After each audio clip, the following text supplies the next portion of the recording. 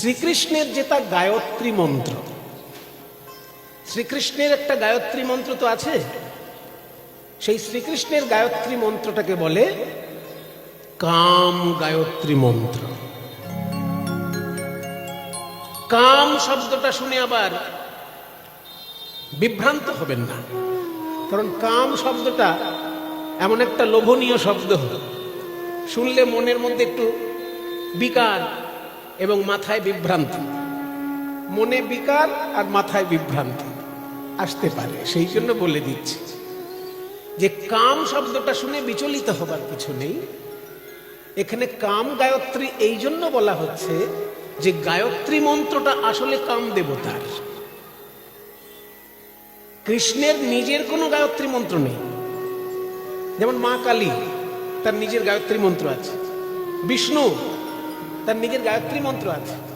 এই তো আজকে আচার্য শাস্ত্রীজি যখন ওখানে বেদ মন্ত্র পাঠ করছিলেন, দুপুরে পাঠ করছিলেন না, দুপুরে বেদ মন্ত্র, সেই সময় নারায়ণের গায়ত্রী মন্ত্র নিয়ে পাঠ করেছে। তার মধ্যে বিষ্ণুর গায়ত্রী মন্ত্রটাও উনি উচ্চারণ করেছেন। তাহলে বিষ্ণুর গায়ত্রী মন্ত্র আছে, কালী, দুর্গা এনাদের গায়ত্রী মন্ত্র আছে, কিন্তু কৃষ্ণের নিজের গায়ত্রী মন্ত্র নেই। কামদেবতার গায়ত্রী মন্ত্রে কৃষ্ণের উপাসনা হয়। কেন না, যখন কামদেবতা কৃষ্ণের কাছে পরাজিত হলেন রাসলীলায়, সেই সময় কামদেবতা বলল, প্রভু আমি জীবনে কারোর কাছে পরাস্ত হইনি। আমি ব্রহ্মাকে বাণ মেরেছি, শিবকে বাণ মেরেছি, তাদের কাছে আমি জয়লাভ করেছি, কিন্তু আপনার কাছেই আমার পরাজয় হলো। এরপরে কেউ কি আর আমার পুজো করবে? তখন শ্রীকৃষ্ণ বললেন, কামদেব তুমি দুঃখ করো না, তোমার মন্ত্র দিয়ে আমাকে পুজো করতে হবে। যে মন্দিরে যেখানে কৃষ্ণ বিগ্রহ পুজো হবে, তোমার মন্ত্র সেখানে উচ্চারিত হবে। কাজেই বিশ্ব ব্রহ্মাণ্ডে যত কৃষ্ণ ভক্ত আছেন, তারা যখন শ্রীকৃষ্ণের গায়ত্রী মন্ত্র স্মরণ করতে বসবেন, সেই গায়ত্রী মন্ত্রটা কামদেবতার গায়ত্রী মন্ত্র। কামদেবতার গায়ত্রী মন্ত্রে শ্রীকৃষ্ণের উপাসনা হয়, সেই জন্য মন্ত্রটাকে বলে কাম গায়ত্রী মন্ত্র। এই মন্ত্রটা 25টা অক্ষরে আছে, কিন্তু শাস্ত্রে লেখা আছে মন্ত্রটায় 24.5 অক্ষর হবে।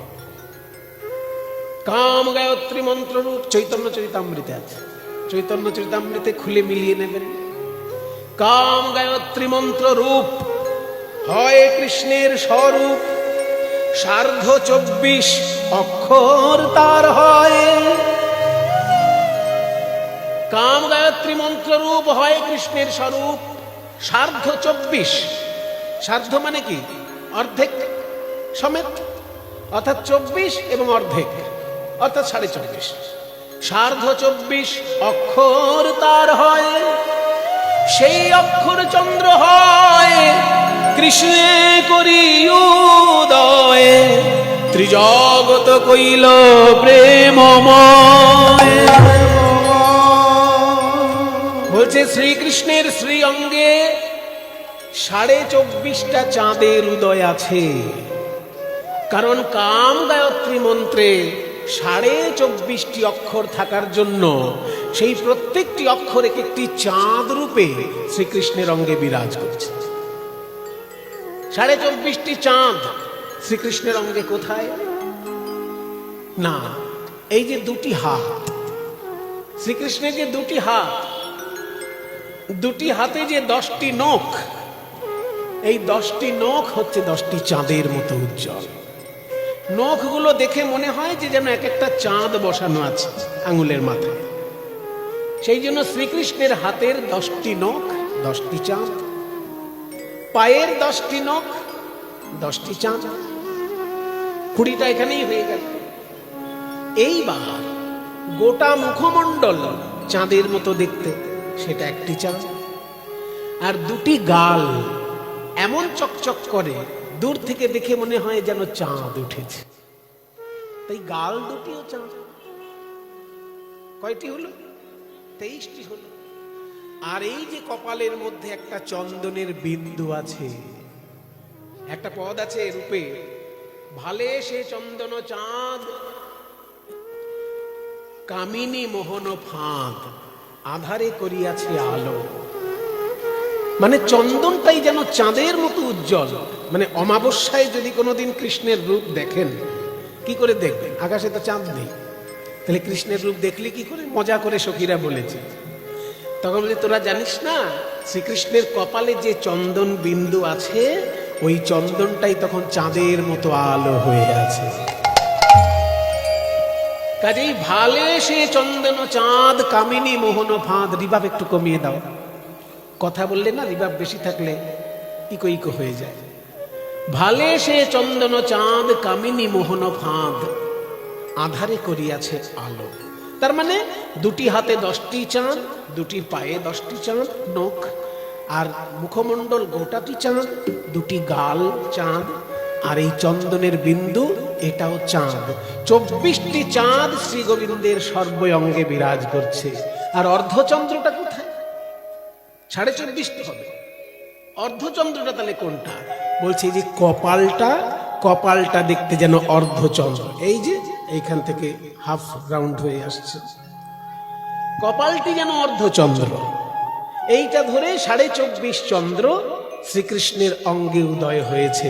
কারণ কাম গায়ত্রী মন্ত্রের 24.5টি অক্ষর 24.5টি চাঁদ রূপে শ্রীকৃষ্ণ অঙ্গে বিরাজ করছে। এটা চৈতন্য চরিতামৃতে বলা হয়েছে। এবার চৈতন্য চরিতামৃত তো বিশ্বনাথ চক্রবর্তীর আগে লেখা, বিশ্বনাথ চক্রবর্তীর অনেক আগে চৈতন্য চরিতামৃত। কাজে এই পাঠ করে বিশ্বনাথ চক্রবর্তী বিপদে পড়লেন যে আমরা যে কাম গায়ত্রী মন্ত্র পাঠ করি সেখানে তো 25টা অক্ষর আছে, তাহলে 24.5টি অক্ষর যে বলছে, এই 25টি অক্ষরের মধ্যে কোনো একটা অক্ষর অর্ধ অক্ষর। তাহলে অর্ধ অক্ষর কোনটা হবে? প্রথমটা না শেষটা, না দ্বিতীয় না তৃতীয় না চতুর্থ না 24তম, কোনটা?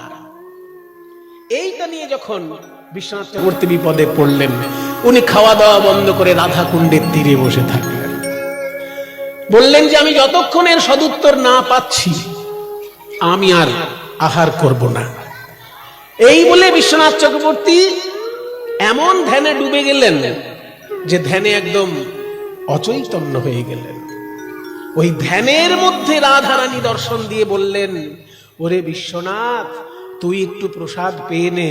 তুই যদি অনাহারে থাকিস আমার কষ্ট হবে, কারণ তুই তো আমার প্রাণ গোবিন্দের লীলা বর্ণনা করিস।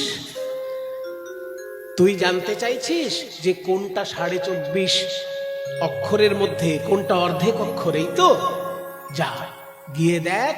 বর্ণাগম ভাষ্যত বলে একটি গ্রন্থ আছে, দেখুন রাধারানী বলে দিচ্ছে বইয়ের নাম। কি ভাগ্যবান, স্বয়ং রাধারানী তাকে গ্রন্থের নাম বলে দিচ্ছে যে বর্ণাগম ভাষ্যত বলে একটি গ্রন্থ আছে। সেখানে দেখবি বকারান্ত চকারেণ চার্ধাক্ষরং প্রকীর্তিতম, অর্থাৎ যদি বয়ের আগে 29 জ থাকে সেইটাকে অর্ধ অক্ষর ধরতে হবে। হ্যাঁ, বয়ের আগে যদি 29 জ থাকে সেটাকে অর্ধ অক্ষর ধরতে হবে। তাহলে গায়ত্রী মন্ত্রটা তো বলা উচিত নয়, কিন্তু আমি যেই জায়গাটা ঝামেলাটা আছে সেই জায়গাটা বলছি। হ্যাঁ, দেবায় বিদ্মহে, কামদেবায় বিদ্মহে, পুষ্প বাণায় ধীমহি তন্নো নঙ্গ প্রচোদয়াৎ।